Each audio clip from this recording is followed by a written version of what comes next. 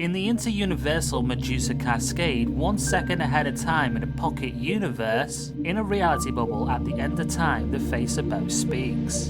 My memory is not what it used to be. Remind me, how did we get here again, my old friend? Before the other immortal could reply, a beam of light breaks in the distance, as the What If Navigator comes crashing through the bubble with an electric pop, leaving the multi-universal craft as techie voon. You wouldn't be telling alternative universe stories without me, would you?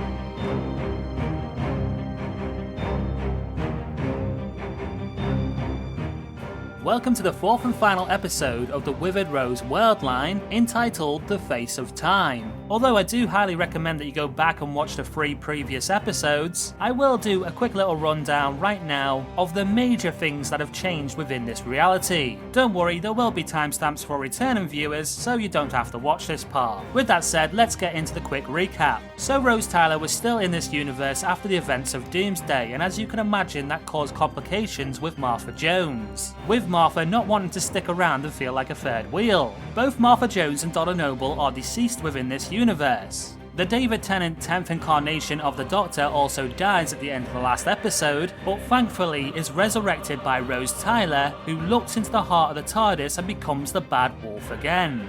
This is during the events of the Poison Sky, where the Sontarans try to terraform Earth during the events of Series 4. Another motivating factor for Rose looking into the heart of the TARDIS again is because the Master upon his return ages Rose instead of the Doctor, so there is some selfish motivation to get youthful again. Anyway, the Paradox Doctor turns up, who's from episode 1 of What If. He convinces Rose that she can stay youthful forever. All she has to do is get aboard his Paradox box, which is like a corrupted TARDIS. With the Paradox Doctor taking Rose Bad Wolf, the heart of the TARDIS is now gone, therefore the Doctor is actually stranded on Earth. And that is where we start off this episode, The Face of Time.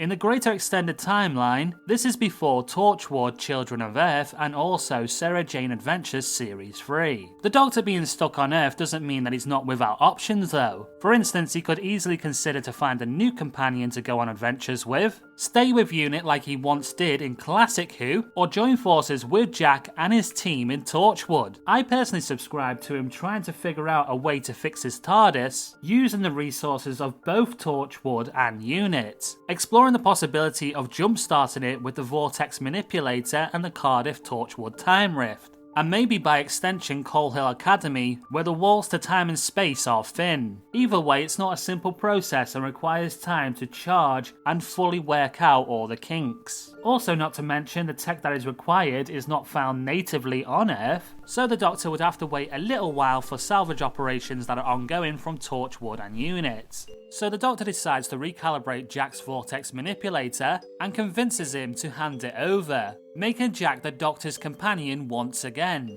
The world line doesn't change too much in the next 2 episodes, the Doctor's daughter and the Unicorn and the Wasp, which reminds me, a Doctor-Daughter episode will be coming in the future if you want to see it. It is when we reach the 2-parter, Silence of the Library and also Forest of the Dead, where this timeline starts to liquefy and warp even further. With Jack as the companion instead of Donna, River Song doesn't need to sacrifice herself in order to power the teleporter to rescue the survivors that are saved to Cal's hard drive. Jack is able to withstand the chair without being burnt up at the discomfort of both River and the Doctor, with them both having a moment of sensing that there's something wrong with the universe. Being uncertain and unsure about the situation and how profound the greater impact will be, the Doctor invites River to travel with them from that point onwards. She accepts the invitation and they head to Planet Midnight. This is when the Doctor finds out what it means to be reborn by the Bad Wolf. Sky begins to repeat what the passengers are saying aboard the surface shuttle, but then zones in on the most intelligent voice in the room, the Doctor,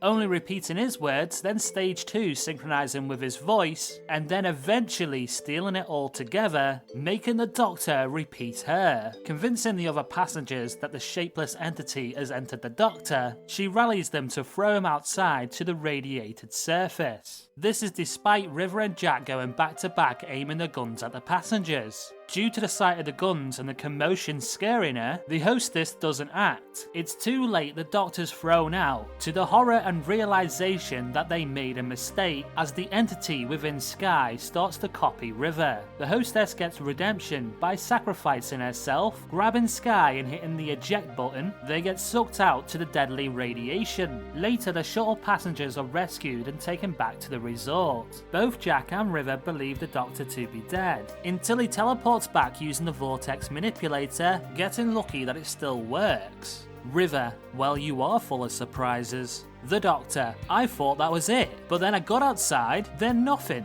Is this how you feel, Jack? In response, Jack zings back. Kinda underwhelming, right? We pick back up with the story at Stolen Earth, with Jack, River and the Doctor going back to Cardiff and Torchwood, so Jack can ask his team whether there's any new alien tech that could help with the TARDIS issue. The Doctor does some jiggery-pokery with his TARDIS and the time rift before giving back the vortex manipulator to Jack. The Doctor, well, that should do it. All we have to do now is wait. And then when she's ready, we can kickstart her with the vortex manipulator. The Doctor explains to River what happened to him in the last episode of What If, telling her about Rose and Bad Wolf and why he's now effectively immortal, highlighting that the rules of regeneration have now changed. He will always stay as the 10th Doctor, with that incarnation being resurrected every time. However, the laws of aging still apply, pointing out that he doesn't know what he could turn into. Just after the conversation ends, the whole world shakes. The entire Earth is teleported to the inter-universal Medusa Cascade. And yes, this does include the TARDIS too, because, well, it's not powered up yet. Alongside 26 other planets that reconfigure themselves into a certain pattern when they are placed near each other. The planets are stolen not just from space, but also from time as well, by a Dalek force led by the creator Davros. They quickly subjugate and defeat Earth's defenses. After the Time War, Davros was saved by Dalek Khan,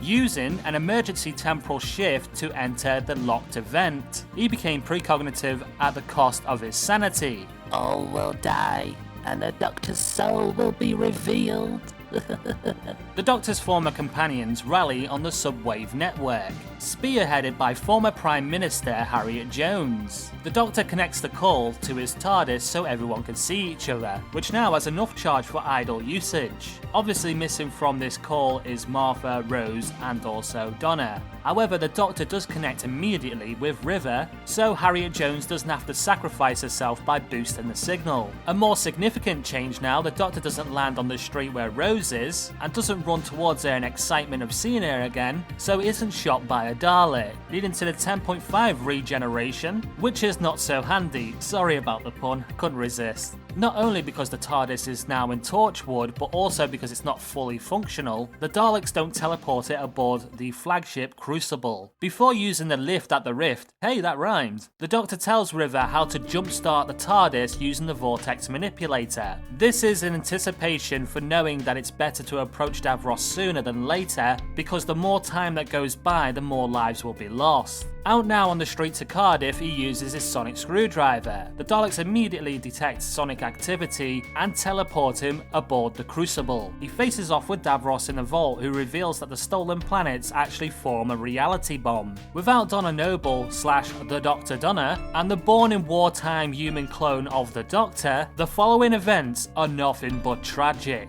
After surrendering, Jackie Tyler, Mickey and also Sarah Jane are teleported to the Crucible for the trial run of the reality bomb. They end up running into Jack, who teleported on board of the Crucible to try and find the Doctor. Sarah Jane hands over a warp star to Jack, remarking that this is for the end of days. A warpfall conjugation trapped in a carbonized shell. An explosion waiting to happen. There is no Osterhagen key in play. 25 nuclear warheads beneath the Earth's surface, set to explode if humanity's suffering ever becomes too great. The human Doctor also doesn't build the first plan of attack, the Z neutrino biological inversion catalyzer, which when placed on Davros will lock onto his DNA and destroy copies, aka the Daleks. The children of time gather, and the Doctor's soul will be revealed. Call it all Dalek, boys and girls, are you receiving me? Jack calls out, sending a transmission to the vault. following up by threatening the Daleks and Davros with the warp star, which is wired into the mainframe, and all he has to do is break it to send the crucible up in smoke. The Doctor's soul is revealed as he's upset that they would fashion such a weapon. Davros: Behold, Doctor, your children of time. How many have died in your name? The Doctor, always running, never looking back, out of shame. After which the Daleks implement a defense against the warp star, teleporting them into the vault with Davros and the Doctor. Knowing how trigger happy the Daleks can be, the Doctor urges them all to surrender. Davros: Detonate the reality bomb. All 27 of the stolen planets start to glow. Universal reality detonation in 200 rels. Davros now chuckling an evil laugh as a gust of wind flows through the vault. The hopeful sound of the TARDIS materializing, silencing Davros for a minute before he says, What is that? The Doctor: Oh Davros, that's my girl, and she brought a friend too, River. Impossible. Your TARDIS was non-functioning. As soon as the TARDIS comes to a standstill, River darts sprinting towards the main console. She almost makes it until Davros zaps her. Falling to the ground, a Dalek finishes her off. That was your last move, Doctor. Now, let me show you mine. Davros orders the execution of all of them, showing no mercy. Jackie, Mickey, River and Sarah Jane all dead. However, Jack and the Doctor breathe deep, coming back to the land of the living again. It seems you both refuse to die. The Doctor is hanging in a Dalek prison cell aboard the Crucible. Jack can be heard in the next room screaming in pain, as the Daleks kill him over and over again, trying to unlock the secrets of immortality. Davros can be heard over the speakers. If I can secure the gift you've brought me, Doctor, just imagine my children, the only constant in the universe. January 1st, 2010. Gallifrey appears in the sky next to Earth, with an almighty bang as it phases into reality, shattering Gaia into fragments of space rock. The 26 other planets are shook out of order, and the reality bomb is deactivated. The Matrix prophecy of the reality wave heading their way force the hand of the Time Lords to take action. Ready for war, they target the Crucible. Using the chaos of the incoming attack as a distraction, the Doctor and Jack escape in the TARDIS. The Doctor: The Time War has started again, thousands of years into the future. On the sands of Gallifrey, standing alone, is the Doctor in front of an army of Daleks. They open fire on him. The Doctor absorbs all the fire, still standing, without a scratch on him. The entire army shift back. Our weaponry seems to be ineffective. After thousands of years of being stuck in the middle of destruction and the ongoing war between the Time Lords and the Daleks, the Doctor refuses to be involved with it anymore. Countless times he stopped them from using super weapons. He can no longer be the Doctor in a world that doesn't want to heal. Eventually, without the assistance of the Doctor and Jack, the Time Lords and Daleks end up wiping themselves out along with the rest of the universe. The only two beings left in existence in a reality bubble in the Pocket Universe, where the inter-universal Medusa Cascade used to be, is the Doctor and Jack. However, over time, as they aged, they evolved, with Jack becoming the face of Bo and the 10th Doctor becoming the face of Time.